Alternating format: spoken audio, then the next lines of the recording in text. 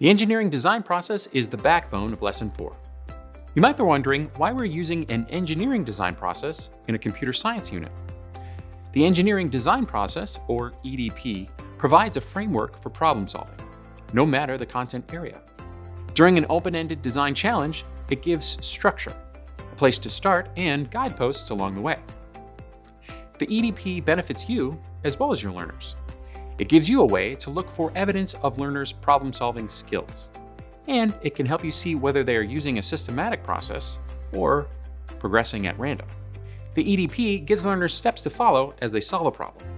If learners are using the steps of the EDP, they will ask questions, imagine a variety of options, plan a solution, create their design, and improve throughout the process. Learners may do the steps out of order, skip a step, or circle back to repeat a step. These are all valid ways to use the process. Take a moment to continue your Lesson 4 scavenger hunt. When you finish scanning the section titled Teaching the EDP, come back and continue with your reflection.